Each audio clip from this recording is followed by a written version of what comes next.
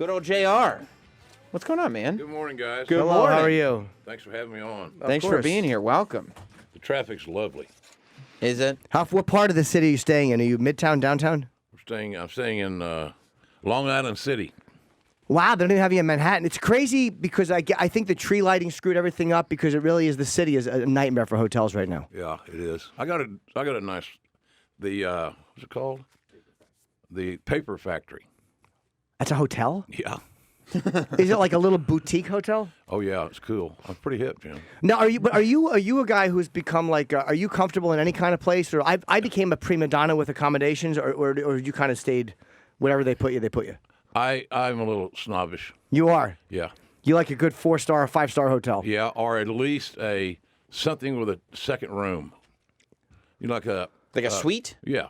Yeah. Marriott Suites or Fairfield. I don't care if it's Fairfield Suites. Yeah, those are comfortable. What do you need the second room for? To spread out, Sam. I'm a big man. I see. I have company. I see. I have meetings. Right. We take meetings in entertainment, you know. Right. I didn't know. I'm not there yet. Oh, yeah. But you like to have a second room. You like Yeah. a sofa, a couch, a couple extra chairs. Yeah, there you go. I Right. want to feel at home. I don't want to sit on my bed and watch television. No, you want a gentleman's accommodations. There you go, buddy. That makes sense. But it's, people think like, oh, what are you're not happy with where they put you? It's like, no, you start to get like a little greedy as you get older. I'm the same way. You want good stuff. You weren't like that in the early days. You had to do a lot of very terrible accommodations before you got snobbish, right? When I was the elected driver of the inter-territory days, hauling wrestlers around, because I didn't make any money, I would sleep on the floor ensconced in their bedspreads until I saw finally the Dateline feature with all those black lights and all the stuff. So I'm thinking, my God, I was ensconced in that for at least a year. 'Cause the rooms are $8 a night, no kidding. And I'm an old guy, but I'm not that old. $8, but they're flea bags. 2 beds, $8. The rest was paid for. I got the ensconced in the bedspread, and I was the channel changer. So I was the remote control. What year was that, would you say? 74, 75. 74 and 75. They didn't have remotes. No. So you had to get up. Jimmy, change the channel. That's it, kid, quiet. So you're trying to go to sleep. And you But got here's the good news. There are only usually 3 channels. That's true. Right. So it's like even if they're channel surfing, it's not going to last more than 30 seconds. Who would you stay with? Who would typically be in the room with you? I rode with a guy named Danny Hodge and Skandar Akbar. Do you know who they are, Sam? Yeah, of course. I don't know who they are. Yeah, they're And legends. Old time guys. Hodge Jim was a 3-time All-American college wrestler at OU, Oklahoma University, and was never defeated. Went to 2 Olympics, won the National Golden Gloves boxing championship. He's a badass. Yeah. So he was the riding shotgun. I drove all the time, and Akbar rode in the back and smoked sneaky-ass cigars. But they were good to me. He taught me about saving money and not making bad decisions on the road, which I still did some. But they'd at least help me say, if you go there, you're in trouble. So it's your call. Would you watch guys go out and get wild and kind of screw things up because they didn't know how to handle the road? The guys would get pissed at the other guys for going out or going to the hotel that they're staying in where they're getting a rate and probably plenty of nice little perks. And somebody would do something like they're checking out or going to the next town. They'd take a dump in a bed, make the bed. The maid would come in, clean the room. Then the contest to see who could drop the biggest saw logs in the beds and make the bed right back up. So when somebody checks in, the room's been clean. They throw the covers back. and there's the DNA. You know, when Jim was early in his comedy days, he traveled with a couple comics that used to call themselves, because of things they would do with their bodily fluids, the Load Warriors. Oh, Jim and Bob? Yeah. Yeah, Levy and But that's funny because you make the bed so then the maid doesn't touch it and somebody pulls it down. And then there's a log in it. So what would happen is then, of course, that got turned in. You know, you're not going to, hey, I got a problem down here. It's no big deal if you can't come down and fix it. I'll sleep in the shit. I don't care. But, you know, that's where they were. And so then that killed the rate.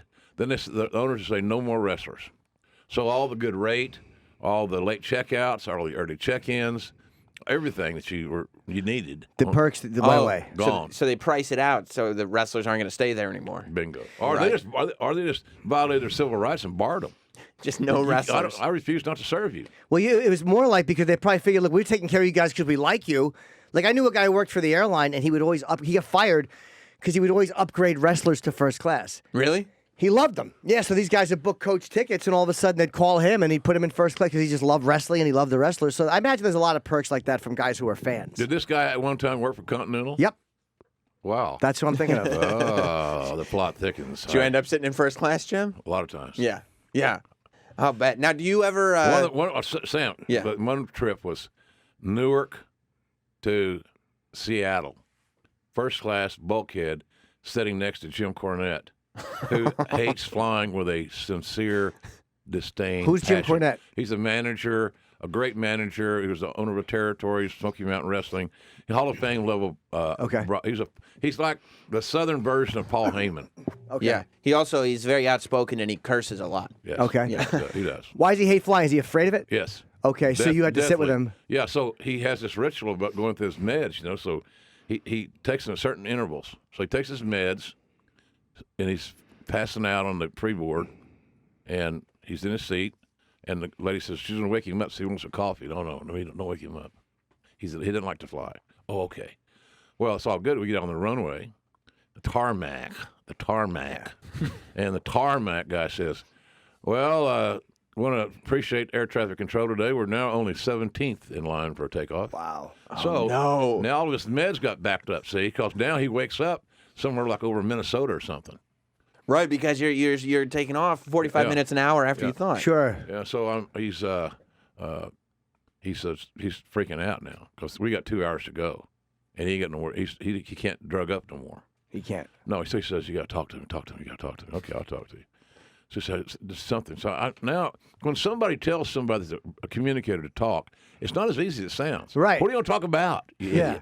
idiot? So he said, I don't care. You talk, sing, whatever you want to do. Oh, sing. That's what it is. So now I'm thinking, what is an appropriate song for two men to sing to each other in first class bulkhead without, raising unfair and unresolved issues? He says, I started singing. I said, I caught you knocking at my cellar door. I said, oh, shit, that's the wrong song. So, and everybody's looking like, who are these two guys? There's Siegfried and Roy there in the bulkhead. Not that there's anything wrong with Siegfried and Roy. Of course. No, but also at that time, as two noticeable guys, like there's going to be a fan up there that's like, what is going on between JR and Jim Cornette? I thought they hated each other. Yeah, they but sing to each obviously other. They're in love. People really thought you guys didn't like each other. Oh, yeah, that was what we wanted them to think, because I was the fan favorite babyface-like announcer, standing up for right and goodness, in essence. And he was the cheating, villainous, gaining unfair advantage, mouthy manager. And you have the book, by the way. Jim is promoting a book. It's called Slobberknocker, My Life in Wrestling. It's out now. And tonight, Jim is going to be signing, if you're here on the East Coast in New York, New Jersey, he's signing Slobberknocker at Bookends in Ridgewood, which is a great independent bookstore. Yep. Even if it's raining, there's plenty of room to line up inside. You're not going to be standing outside.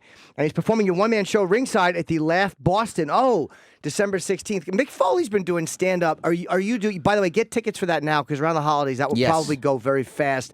Laugh Boston's a great club up there in Boston.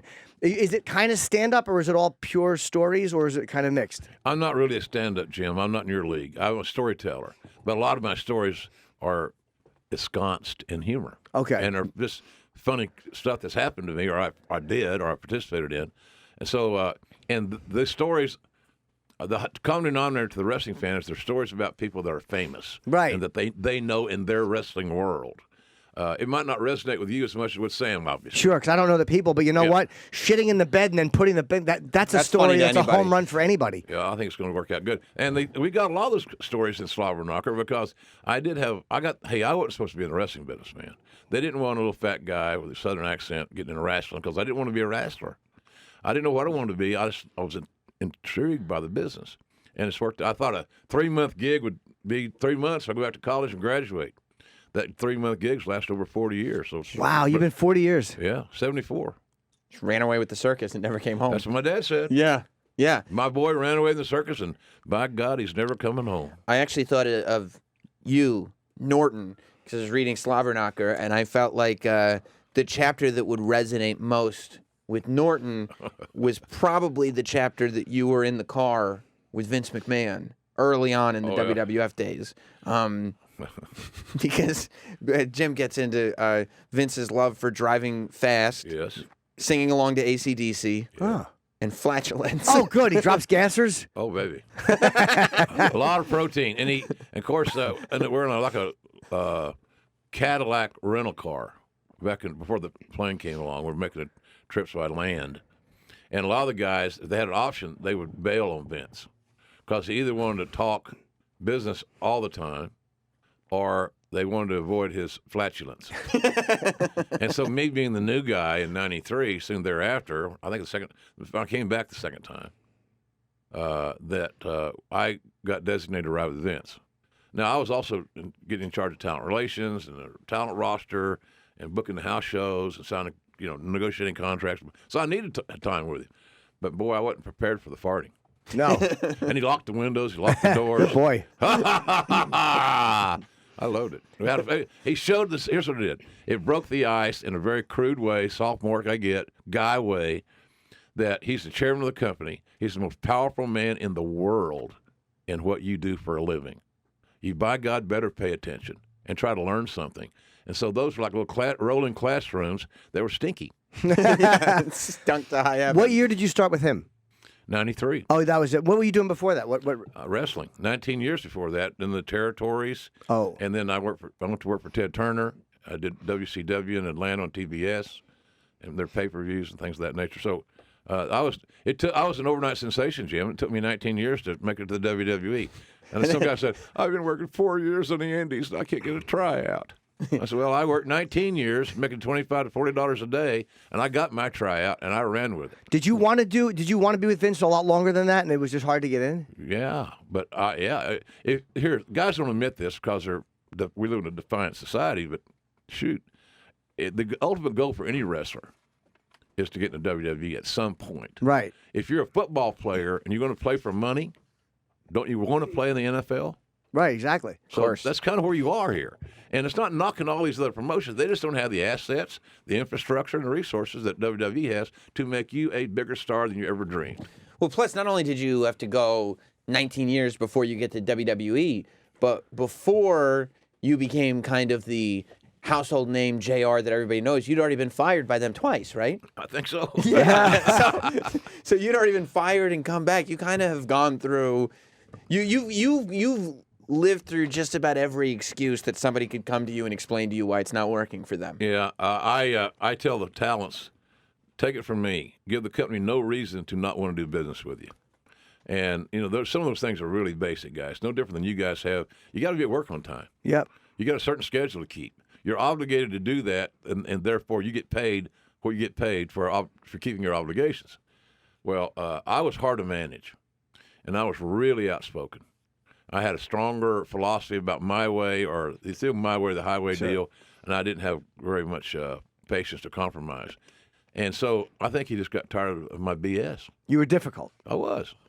And I love the product. I love being there, maybe too much. What was something you were difficult about that you look back and go, I should have been a little easier about that? Probably just, in general, creative direction. I thought that pro wrestling is an entertainment entity. I get that.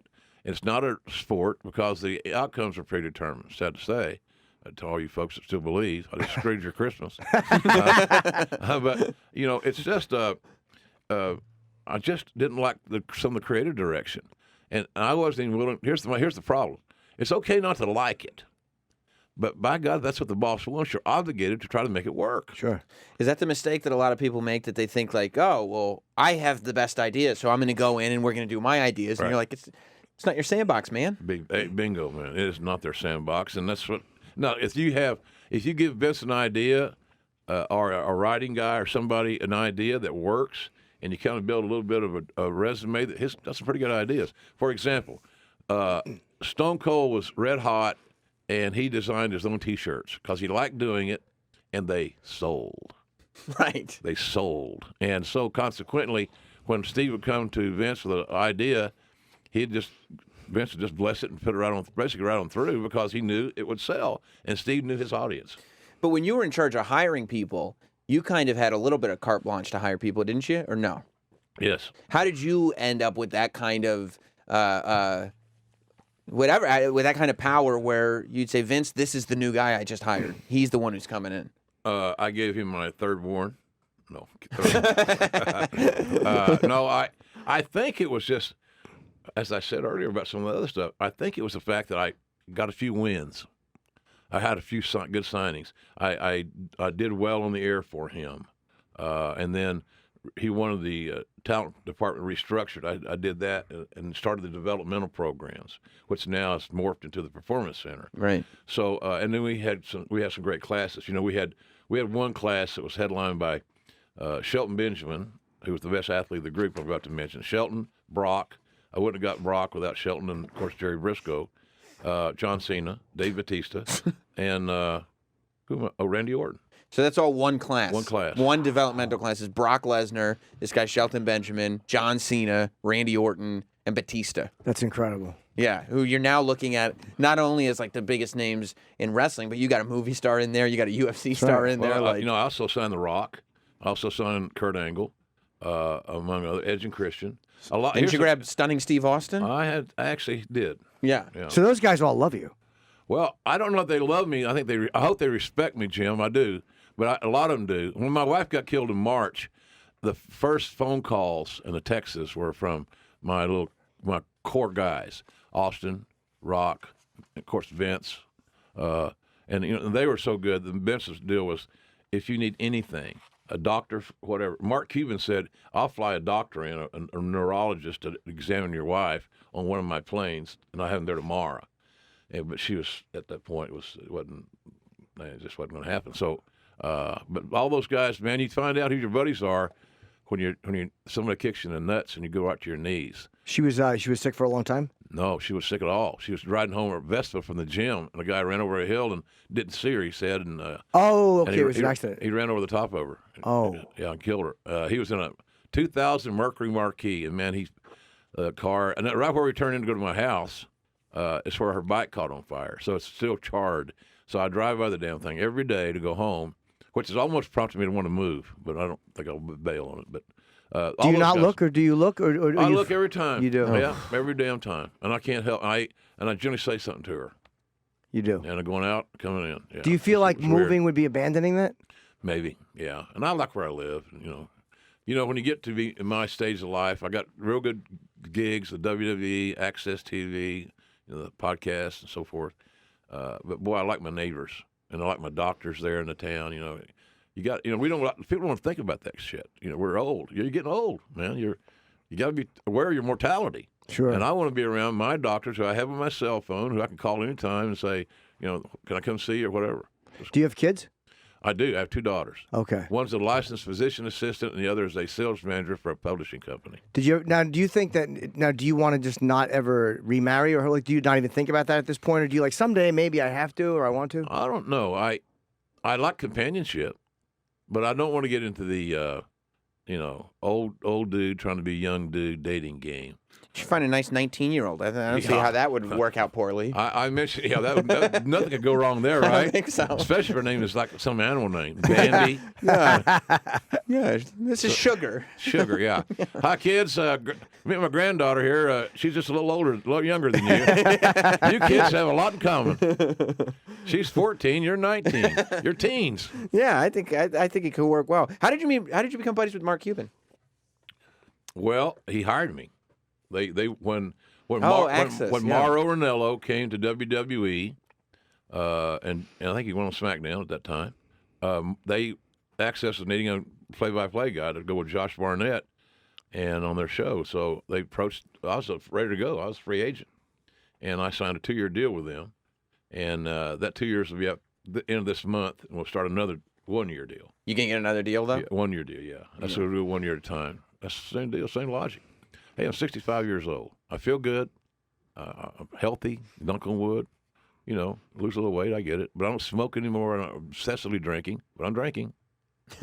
I only had 3 Moscow Mules all day yesterday. That's not bad. I thought that was pretty good. And only 2 of them were at lunch. What do you like doing that's not wrestling? 'Cause that's such a certain tone world. That's such an aggressive, kind of alpha world. What do you enjoy doing that has nothing to do with that? tantric sex. I don't know what the hell that is. It's funny, will you like deny orgasms or whatever, and like Sting is the one who's legendary. Yeah. You fuck for hours. I'll pass. Yeah. That would end up a raw deal for me to screw for hours. It would. I don't think I need to get out of breath that long. 8.5 minutes is about where it should be, right? Something like that. Yeah. Exactly, Sam. Yeah. Weather on the 8s, orgasm on the 8s. I think I'm a football freak. I like sports, all sports. I go to the Thunder games. Season ticket holder at Oklahoma football. I'm going to the Rose Bowl, support my team against Georgia. So football's my deal, and they've accepted me as family. I'm on the sideline for every game. Oh, you are. Have access to the locker rooms or wherever I want to go, and they're just so wonderful there for me. And I try to reciprocate. I promote them on social media, and I donate. I give money. I'm a donor, but it's family with those guys. So football's my deal. And half of them are probably wrestling fans. Yeah, well, you know what you find out is that the kids are fans of mine, but their dads are bigger fans of mine because their dads are likely in an age where we are rocking and rolling on Monday nights, where we had some quarter hours that beat Monday Night Football. Right. I mean, these ratings are scary. And the audience size of the audience, there were nights that we had 3 times as many viewers as Monday nights draw now. When you're doing commentary for like an audience that's that big, do you realize as you're doing it how many people are listening, or is that kind of in hindsight, God damn, that was a lot of people? No, in hindsight, hindsight one, that's the one. Yeah, I was like, wow, that's a lot of folks. It's the same as going into right after, on the first week of January, I'm going to go in the studio about a few hours after Wrestle Kingdom on the 4th of January at the Tokyo Dome. And I'm going to voice those over. I will promise you'll get the same call as you would if I were there. And maybe even better because I don't have any distractions. How was the so you called your first match for WWE in years in March, and I mean at WrestleMania, and this was really quickly after your wife had passed, and that was the big match of the night. That was Undertaker versus Roman Reigns. How do you feel about your performance, looking back on it? I've never heard it back. I'm kind of resistant at listening to my own work. I always feel like I do better. I'm cognizant of my acquired speech impediments because of the paralysis of my face, of my mouth now. From Bell's palsy? Yeah, 3 of them. So I hear that. And you're insecure about it a little bit? Oh, hell yeah. Yeah. This is crazy insecure. So I don't listen to it very much. I get wonderful compliments on Slobberknocker's audio book. That's what I listen to. The hardest thing I've ever done in my entire life. Because my wife has just been dead a while, and I got to read about meeting her. Right. And the book, it was very emotional, man. I'm telling you, it's very emotional. And it was in the days, if it had been another generation, I'd have gone out and smoked a bone. Yeah. If it had been lately, I'd probably gone out and have a shot of Crown. But I walked it off and tried to finish it. But it was hard, man. So I don't even have the balls to listen to it. And the Bell's palsy, you said you've had 3 of them. Is each event considered? How is that phrased or worded? I don't know much about it. And neurologists don't know much about either, Jim. They say we have no cause and there is no cure. So when you get something like that, you say, "Geez, are you sure? You don't know what causes it?" Well, it may be viral, but most of us think it's stress related. And does it pass though? It goes away, or it generally goes away in a matter of months. Mine. I've got symmetry back, but I still can't smile. I can't show my teeth. And, you get people all the time that don't know. They said, "Come on, JR, give us a big smile." I'd like to, pal, but, You miserable wow. bastard. Google it. Google Bell's palsy. You'll see me as one of the distinguished sufferers. Have you been getting it your whole life? No. When did it start? 90. See, I'll go to 93. It happened on January, Super Bowl Sunday in 94. What were you doing, and how did you notice? And by the way, that's 7 months after you start with WWF. Yeah. That's a terrible time. Yeah, Right. Yeah, and a TV-friendly world. Yeah. So I already got the cherub face, which is a fat ass, is all it means, and a southern accent. So I got to get around. I got to have something. Now I don't have a smile. So you woke up and you just had it? I thought I had a stroke. Yeah. And because the same symptoms, I couldn't blink one eye. I had ringing in my ear, migraine headache. My face on one side had dropped. And so I went to a doctor, one of those minor emergency clinics, because my wife, who we'd only been married since October This is January. She's like, I didn't marry that fast. Oh, she did. That's what I thought. Oh, my God. So I apologize like every day. I'm sorry, honey, because I know what I was going to do. Sure. And I went to a doctor, and he says, well, I think you have Lyme disease. He guessed. And so I finally went, when she got home, I went to a neurologist the next day, and it was Bell's palsy, and there's just no cure. If you catch it that day one, I was going from Oklahoma City to Carolinas one time to do SmackDown, and I had an attack on the plane, the last one. And I got there, and I hit the ground running. I had my text with my doctor at home. He called in a prescription for a prednisone.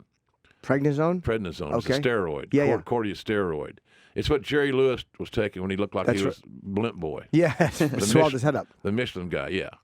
So that was kind of how that worked. And You take a pill immediately? Yeah, you take them immediately, and it will help curb the spreadness and severity of it.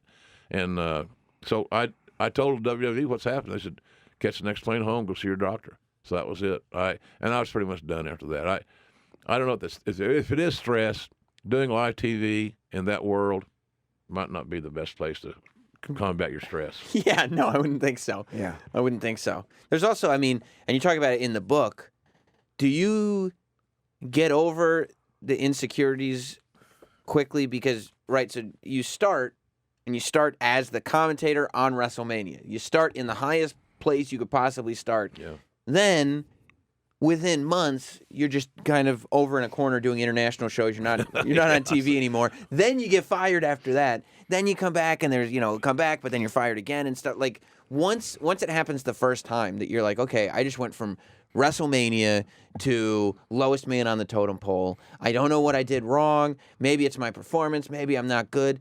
Do you get over that insecurity once you get through it the first time? Yeah, you can. You can, and it's a battle. It's a fight. Yeah. And all of us performers are paranoid to some degree, aren't we? Sure. Yeah. I mean, that's Yeah, because as soon as you give a bad performance, or as soon as someone tells you you stink or you're not good, it validates what you really think. Like, Right. Oh, fuck, they're right. Like, the good stuff doesn't mean anything. It's the one guy going, you stink. You're like, he knows. They're all wrong. He Right. knows. Yeah. And they're all going to figure out what he knows. Yeah. Yeah. He's going to convince them, and they're all going to go, oh, my God, we've all been. yeah, and then I'm done. Yeah, but you're like I'm Billy done. Martin, getting fired, coming back. Well, I just realized on your question, Sam, that you can get over it, but you got to apply yourself and not be afraid to change. And I had been doing the same thing. I had a lot of autonomy in WCW. I was a VP there. It was almost a leaderless division before Eric got that job, and it was just a mismanagement. Three Stooges would do better. So it was just bad. But that means when you sit down, you put the headset on, you do whatever you want. Basically, yeah. Because- I didn't want a producer. I wanted you to count me in, count me out, Right. and leave me alone. And if I don't do well, replace me. Right. But I got to be able to express what you brought me here to do. And so down there, that was kind of how they treated me. They counted me in, counted me out, and give little things every now and then, but not massive direction. Mm-hmm. If I give a name wrong, and his name is Smith, not Jones or whatever, so I correct it. I think I just said Smith. Ha ha! I screwed up. Jones. Right. And that's fine. Yeah. So, but I had to change. Because in WWE, there's more massive direction. Yeah. It's a big time television operation. Yes. Did you get direction that you didn't like in the moment and have to do it? Sometimes, yeah. But see, it's all you're ad libbing on the fly, and Vince is on the other end sometimes, and he had an idea, and sometimes I didn't connect with me, but I used to be defiant and resistant. I finally started. I'm going to do that line as best I can because apparently he has a reason for it.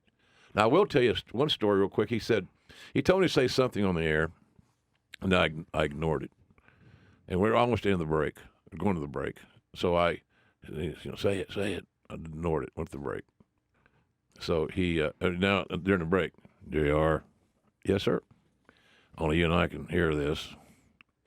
I'm glad you didn't say what I told you to say because it's stupid. And I said, Do you remember what it was? no, it was some point about something, but it was contradictory to where we were going. But where we were going was the direction at one time, and things changed so frequently, he forgot that we'd made that change, and that line wasn't applicable any longer. So you basically saved a mistake from happening. I tried to, yeah, but I thought, well, if it's, he'd forgotten, and he said, you did right. Oh, so you know where it's going, so you can Yeah. kind of announce accordingly. announcers have always should know a general direction. Right. And look, it's not chemistry here. Sure. You figure it out. Come on. So but the other side of that is that's about all I want to know. I didn't know Mick Foley was getting thrown off the top of the cell. It wasn't in the script. I've never seen a script. I've got a format. Sam, you get formats. You do pregame shows, right? Yep. But it's not got intel on it, No. right? No, it's should the have. breakdown of the show. Yeah. Here's what we're doing. Here's how long it's going to take. Blah blah blah. But it's never like here's the dialogue of what you say.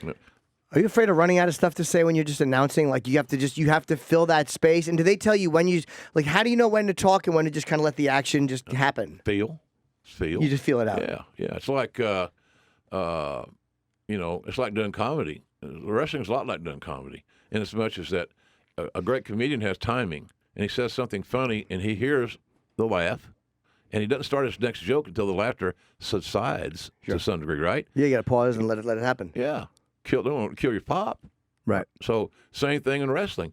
Guys do things in today's market. One of my bitches about it is they work too fast, and they don't let the audience process. Now, their out to me is, but JR, you're an old bastard, so it's going to take you longer to process my stuff because you really don't know that much about the business. Yeah, right. Okay. So, but I'm just telling you, I give them the example. A great comedian is going to let his audience laugh. That's what he's there for, to laugh. And he wants to hear it because it's good for him. It's good for the others to hear.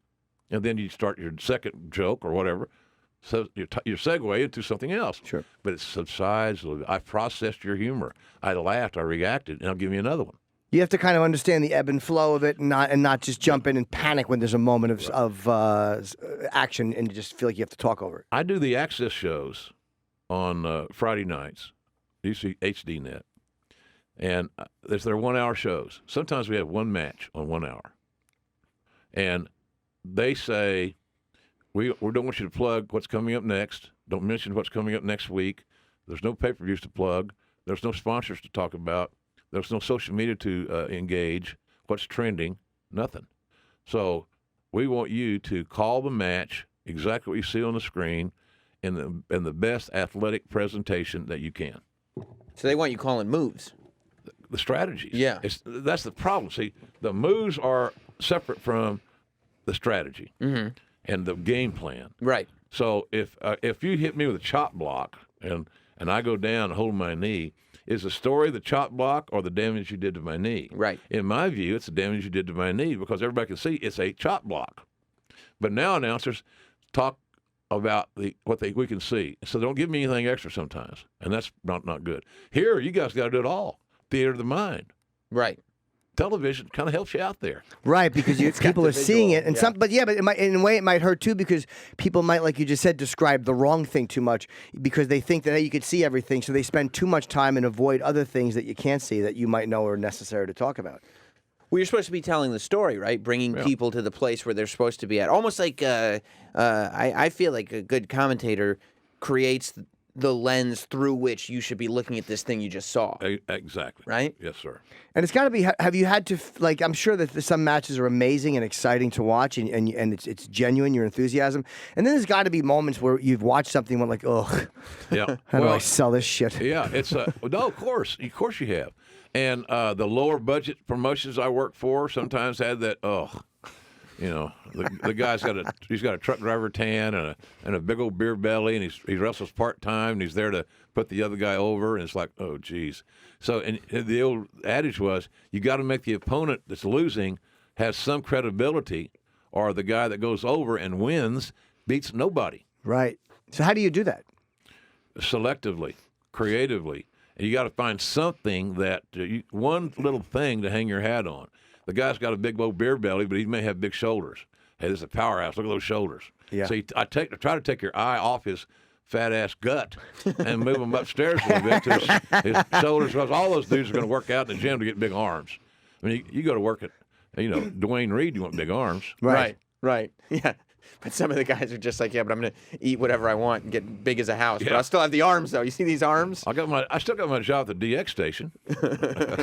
Have any of the guys? I remember Rampage Jackson one time got pissed off at Joe Rogan because Rogan had said something about I forget. He said something about him in a match that he didn't like, so he kind of. Have you had guys do that where they don't like something you've said about it and they've carried it? I wrote a story in my book about a confrontation I had at the WWE TV studios.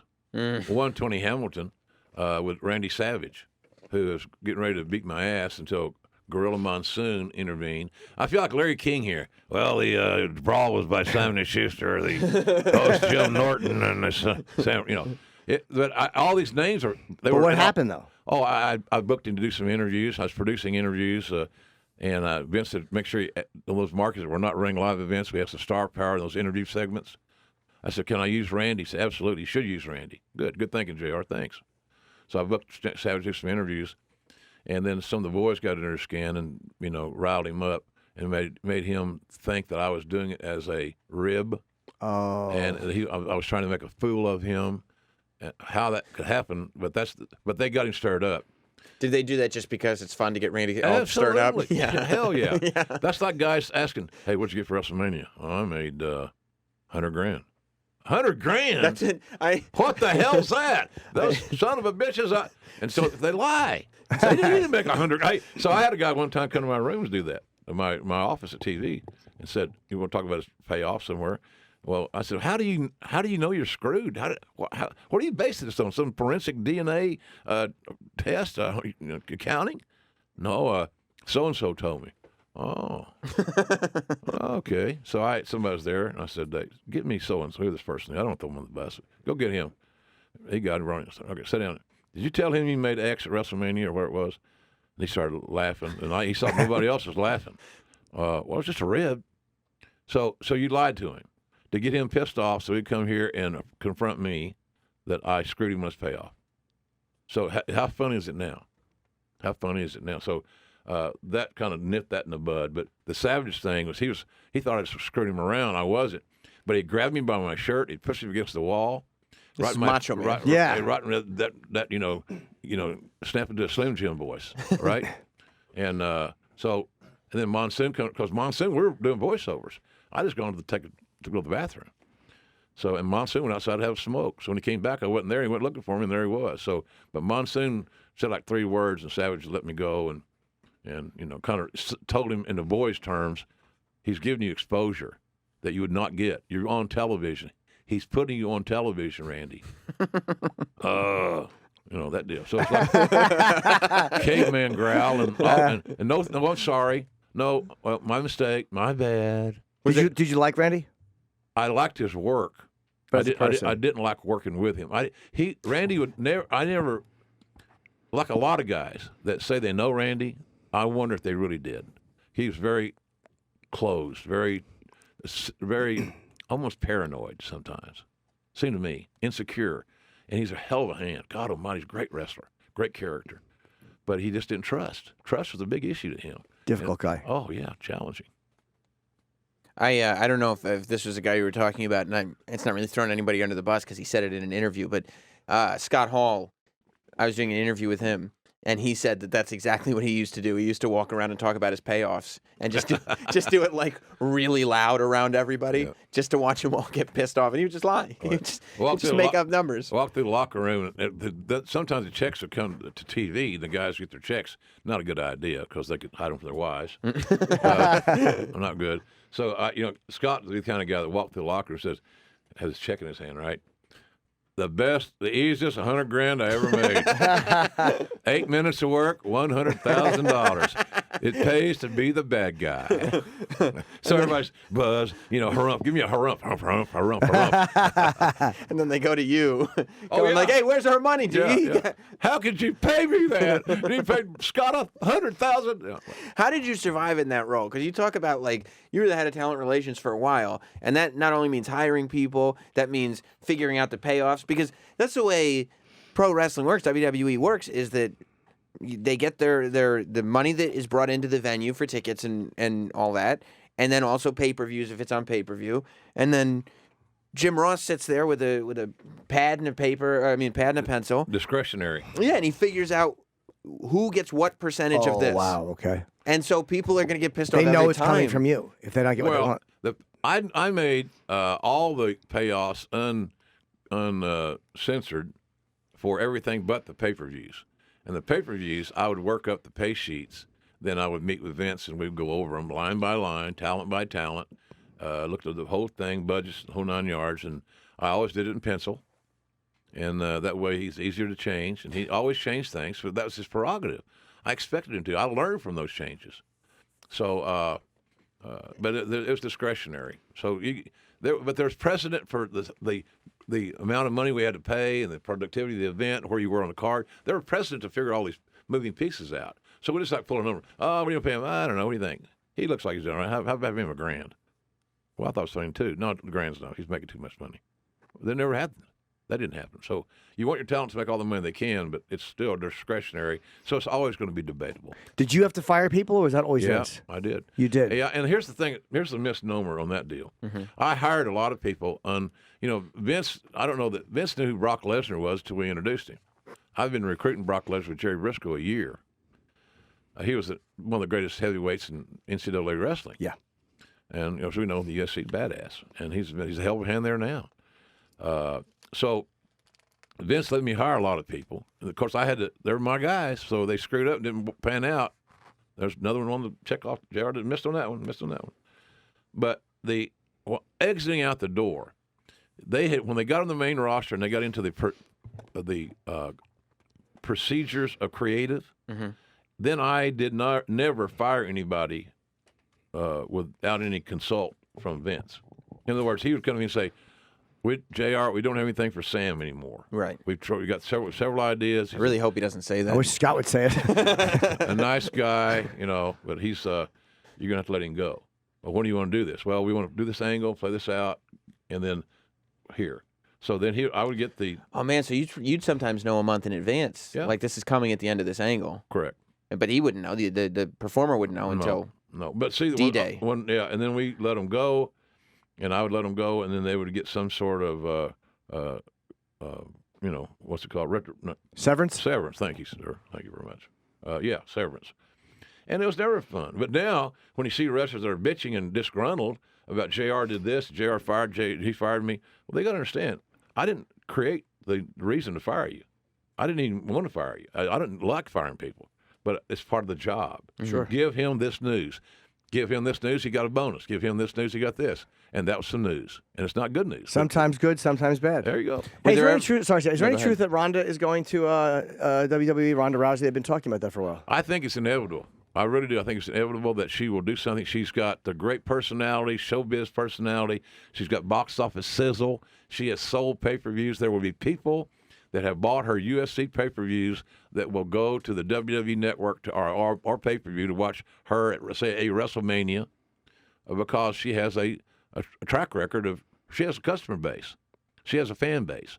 The question is, I believe that those MMA fans that loved her will follow her for her first major event in WWE. That is my take on it. So I think it's inevitable. So you think it's inevitable she goes there? Yeah, and she also loves wrestling. I mean, Roddy Piper was her huge wrestling. Yeah, was an idol of hers. And she's a mainstream star too, right? So it's not just the MMA fans that will follow her. It's the people that are just curious at this she's a star. Spectacle that is Ronda Rousey. Same as, and I think someday Conor McGregor will do a WWE event. You know what? It wouldn't surprise me if he did, considering it's just the money right now. The amount of money he could probably get. Has she been training in wrestling? I heard she has been training.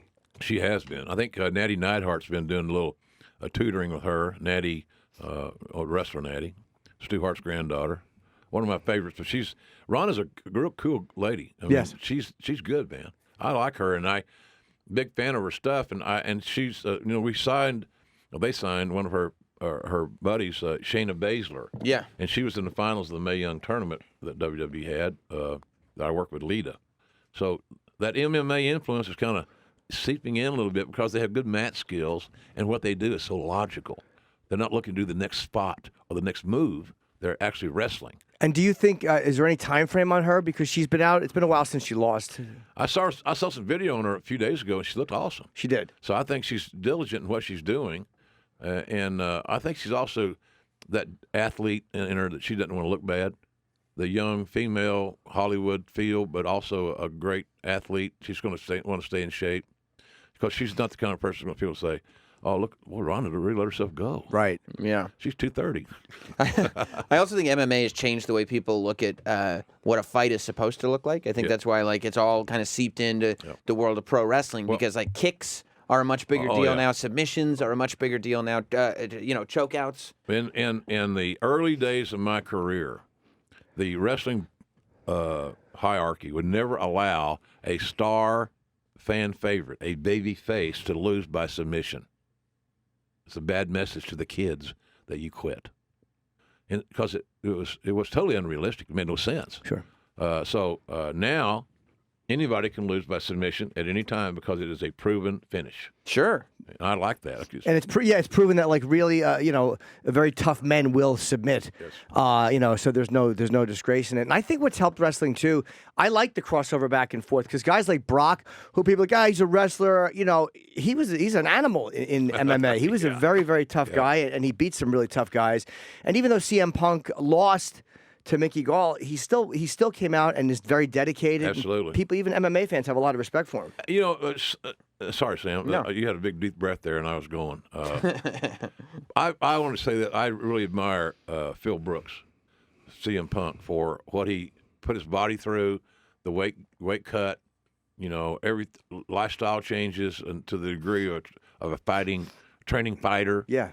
And to go into an area where he's going to have a huge microscope on him, with and where a lot of the MMA people are wanting him to get his ass whipped. Yeah. 37 years old, fighting a much younger guy who is a jiu-jitsu brown belt, and he has no jiu-jitsu. It was a really ballsy thing. They say he's going to fight again, too. He's still training. I don't doubt it a bit, and I think he's got to get it out of his system, and he'll do well at whatever he does.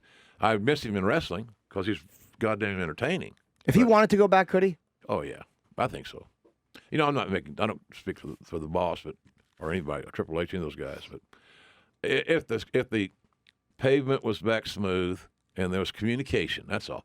Viable, honest, upfront communication by everybody involved, I don't see any reason why he couldn't come back. Is Vince a guy who's like a lot of guys are able just to forgive and forget and go, all right, whatever, we had that thing, now you come back? Absolutely. He's one of those guys. Absolutely. We did that. I saw that when we tried to bring back the Ultimate Warrior in the mid-'90s. We had to go to Phoenix to talk to him, and that was like going to a more peaceful Jim Jones compound. He's out there, buddy. He's out there. But I mean, Vince is also—he's also the type to fire you and then also write the forward to your book, right? Yeah, he did mine. And we did that by text because he's busy and he always answers me on text messages. We communicate a lot that way on a lot of topics. And so I said, I'm getting ready to trying to finish this book. It's been challenging since Chan's gone. I can't get my mind right, and I'm trying. I said, but would you be interested in writing the forward? And I promise you, it wasn't 5 minutes. I'd be honored. Just let his assistant know what the due date is. He said, consider it done. And so same thing. I did the same thing. Austin wrote the backward. They said, I think it said backward or whatever the hell it is. And I had Coach Bob Stoops write something. Mark Cuban wrote something. Billy Gibbons, ZZ Top wrote something. Oh, nice. And so it was a good Rock, of course.